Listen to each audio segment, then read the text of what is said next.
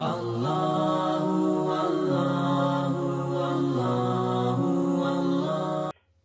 علیکم ورحمۃ اللہ وبرکاتہ. کیسے وعلیکم خیریت سے؟ السلام ورحمۃ اللہ وبرکاتہ. اللہ سلامت رکھے. شیخ، میرا سوال یہ ہے کہ اب جیسا اب ہم لوگ سعودی میں ہیں اور ڈیوٹی اب رمضان میں تو ایوننگ ٹائم میں رہتی ہے. ہم لوگ کو افطار کے پہلے سے لے کو باہر کہیں اس طرح میں ادھر ادھر چلے جاتی ہیں. تو ہم لوگ ابھی روزہ کیسا کھولے اور رات میں تراویح نماز کیسا پڑھے؟ اور تیسری بات، ہم لوگ نائٹ پورا جاگتے ہیں شیخ. ابھی دیکھو ابھی رمضان میں چالو نہیں ہوا، ابھی ڈیوٹیاں ابھی چالو ہو چکی. ابھی پوری جیسا ابھی رمضان آ جائے تو پوری رات میں ہم لوگ باہر ڈیوٹیوں میں گھومتے ہیں. ایسا حالت میں ہمیں کیسا نماز پڑھے؟ اور معلوم نہیں کہاں رہتی ہیں ہم لوگ اس طرح میں، مطلب گاؤں کے باہر ڈیزرٹ میں رہتی ہیں، تو کیسا کرے شیخ؟ دیکھیں، افطار کے لیے اگر آپ کے پاس ایک کھجور ہے، کہیں پہ بھی ہوں، کسی بھی کام میں ہوں، اذان ہوئی یا سورج غروب ہوا، ایک کھجور ہے آپ کے پاس، منہ میں ڈال لیجئے، آپ کا افطار ہو گیا. کھجور بھی نہیں ہے، پانی ہے، پی لیجئے، افطار ہو گیا. اگر کھجور بھی نہیں ہے، پانی بھی نہیں ہے، کچھ بھی نہیں ہے، تو دل میں افطار کی نیت کر لیجئے، آپ کا افطار ہو گیا.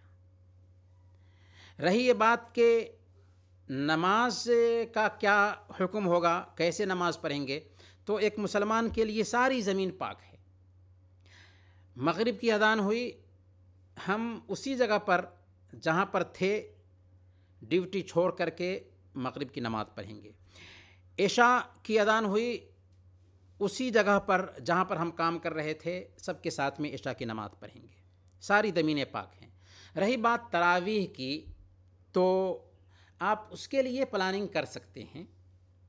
اگر ڈیوٹی کے وقت میں فارغ نہیں ہو پاتے ہیں اور ڈیوٹی کا تقاضا ایسا ہے کہ آپ کو فرصت نہیں ملتی ہے، تو بعد میں پوری رات میں سے کچھ نہ کچھ وقت نکالنا چاہیے ہمیں رمضان کے مہینے میں عبادت کرنے کے لیے.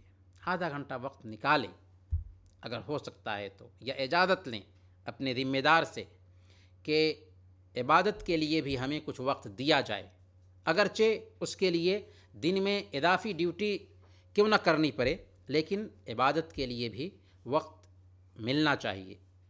فرض نماز کے علاوہ کی بات کر رہا ہوں میں. فرض نماز تو ہر حالت میں پڑھنی ہی ہے. اگر فرض نماز پڑھنے کے لیے کوئی چھٹی نہیں دیتا ہے تو ایسے کام کی ہمیں ضرورت نہیں ہے.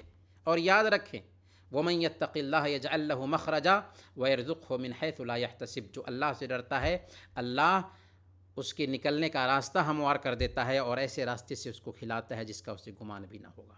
لیکن نوافل کے اہتمام کے لیے، تراویح کے اہتمام کے لیے اگر چھٹی نہیں ملتی ہے تو ریکویسٹ کیا جا سکتا ہے.